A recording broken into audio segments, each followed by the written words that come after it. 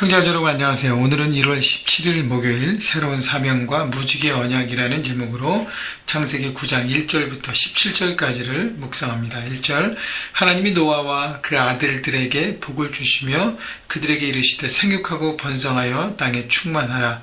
땅의 모든 짐승과 공중의 모든 새와 땅에 기는 모든 것과 바다의 모든 물고기가 너희를 두려워하며 너희를 무서워하리니 이것들은 너희의 손에 붙였음이니라. 모든 산동물들은 너희의 먹을 것이 될지라. 채소같이 내가 이것을 너희에게 주노라.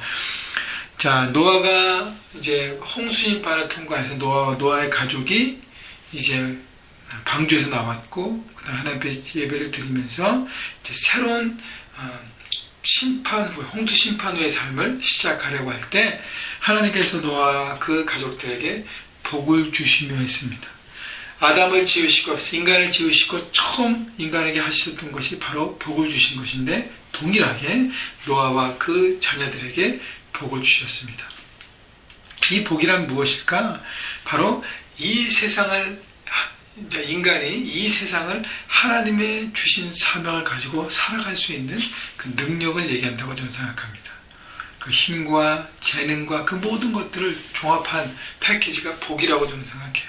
그 복을 주시면서 살 수 있는 모든 능력과 힘과 지혜와 모든 것을 허락하셨다는 것이죠.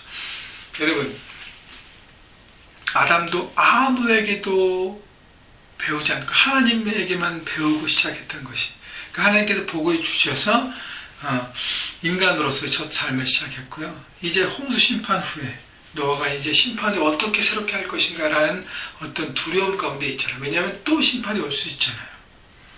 사람들이 악하게 살고 하나님을 떠나서 막 살면서 결국 모든 사람들이 심판의 대상자가 됐는데, 이 심판의, 홍수라는 심판의 대역사를 끝낸 다음에 하나님에 대한 큰 두려움이 있었을 것이, 우리가 또 잘못하면 하나님 심판하지 않으실까. 그래서 하나님이 새롭게 재창조하시는 하나님의 사역들을 감당하기 위해서 이 땅을 새롭게 일구를 하나님의 지혜와 능력과 그 모든 것들을 노아와 자녀들에게 주신 것입니다. 그리고 그들에게 이르시되 생육하고 번성하여 땅에 충만하라. 아담에게 주셨던 똑같은 통치명령, 문화명령을 주십니다. 생육하고 번성하여 충만하라. 그래서 인간은 성장해야 합니다. 육적으로, 그다음 육신적인 성장이 끝나면 영적으로, 성품적으로 성장해야 돼요. 그리고 번성한다는 것은 꼭 육신의 자녀를 낳는 것뿐 아니라, 물론 자녀를 낳고 그 다음에 자녀를 낳고 해야 되는 것이 필요합니다. 또 하나는 영적인 자녀들을 낳아야 돼요. 우리가 리더가 되어서 말씀에 충만해서 하나님의 뜻 가운데 온전히 살고 하나님의 사람이 되었다면 제자를 양육하고 하나님의 사람들을 세워가는 것을 통해서 번성해야 합니다. 그리고 땅에 충만하는 것, 내가 있는 삶의 현장에서 충만한 성령의 역사, 충만한 하나님의 그 역사와 그 말씀에 이루어지는 땅을 만들라는 것입니다. 그 사명을 다시 노아의 가족이 받았습니다. 자, 그리고 나서 2절부터 3절은 이제 물고기와 동물들을 이제는 먹거리로 하나님이 주셨다는 것입니다. 그게 좀 틀린 거예요. 아담에게 주신 것. 아담은 채식만 했습니다. 동물들이 다 친구예요. 동물들이 먹거리 대상이 아니고 함께 누리고 함께 하는 것이었습니다. 그런데 이제 하나님께서는 새롭게 다른 명령을 주시는데, 땅의 모든 짐승, 공중의 새, 땅에 기는 모든 것, 바다의 모든 물고기가 너희를 두려워하며 너희를 무서워하리니 이것들은 너희 손에 붙였음이니라. 그것들을 다 먹을 수 있는 하나님이 특권을 주신 것입니다. 이것을 다 너에게 주셨다. 아마 그런 것 같아요. 홍수 심판 후에 궁창의 물이 사라지면서 지구가 약간의 이렇게 자연적으로 이렇게 예전보다 살기 어려운 세상이 됐잖아요. 예전에는 온화한 세상이었는데 이제는 봄과 가을과 겨울과 여름이 있는 추위와 그 모든 것을 쌓아내야 되기 때문에, 그래서 인간에게 에너지가 필요했던 것 같아요. 그래서 동물과 모든 새와 그런 물고기도 먹거리로 주신 것입니다. 4절 그러나 고기를 그 생명되는 피째 먹지 말 것이니라. 내가 반드시 너희의 피 곧 생명의 피를 찾으리니 짐승이면 짐승에게서, 사람이나 사람의 형제면 그에게서 그의 생명을 찾으리라. 그러나 그 고기를 그 생명되는 피째 먹지 말라는 것은 함부로 막 남용하지 말라는 것입니다. 먹을 수 있기 때문에 뭐 그냥 내가 필요 이상 그냥 막 죽이면서 막 먹으라는 것이 아니에요. 그 생명을 보존하고 내 필요에 맞춰서 꼭 필요한 것만 취하라는 것입니다. 그래서 생명되는 피째 먹지 말라는 것은 생명을 보존하라는 것이에요. 그것이 꼭 동물뿐 아니라 인간에게도 마찬가지, 인간 서로에게. 그래서 살인하지 말고 생명을 존귀하게 여기라는 것을 가르쳐 주신 것입니다. 그래서 생명을 도로 찾으려는 것은 그 생명으로 갚아야 된다는 하나님의 엄중한 경고라는 것입니다. 6절, 다른 사람의 피를 흘리면 그 사람의 피도 흘릴 것이니 이는 하나님이 자기 형상대로 사람을 지으셨음이라. 너희는 생육하고 번성하여 땅에 가득하여 그 중에 번성하리라 하셨더라.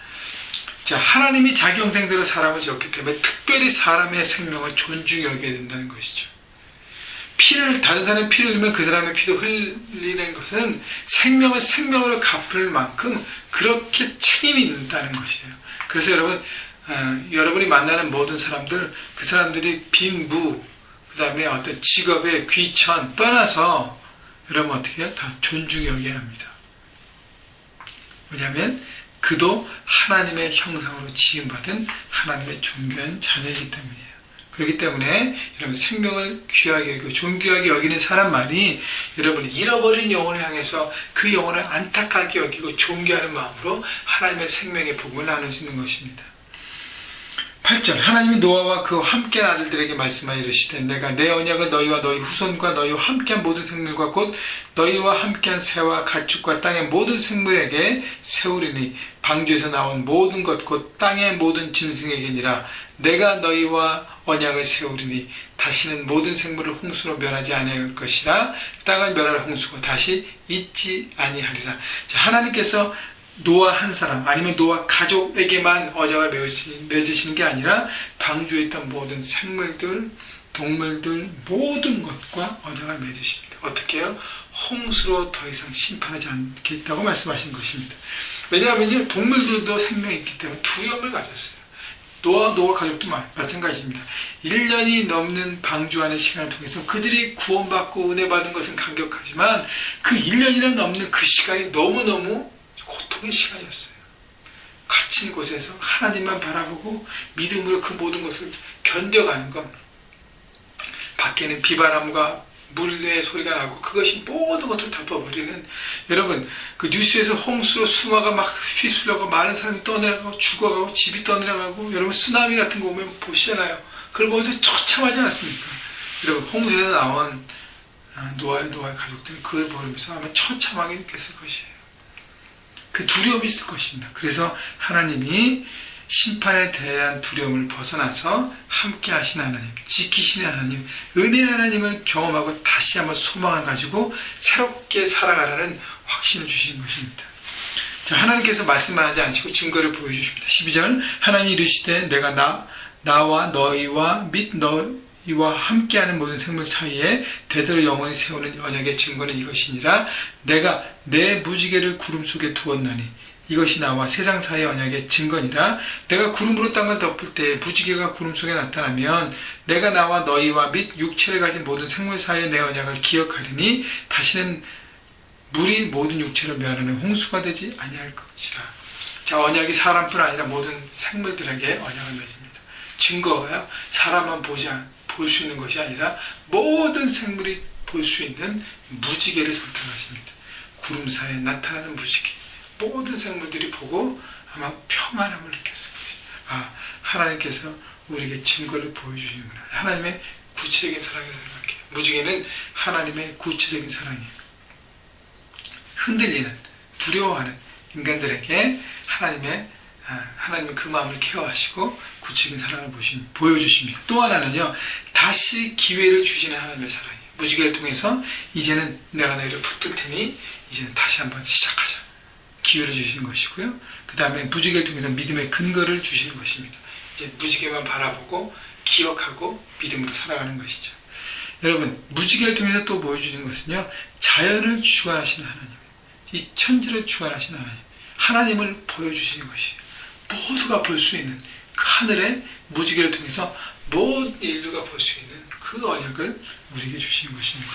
여러분, 16절 무지개가 구름 사이에 있으리니 내가 보고 나의 하나님과 모든 육체를 가진 땅의 모든 생물 사이의 영원한 언약을 기억하리라. 하나님 노아에게 또 이르시되 내가 나와 땅에 있는 모든 생물 사이에 세운 언약의 증거가 이것이라 하셨더라.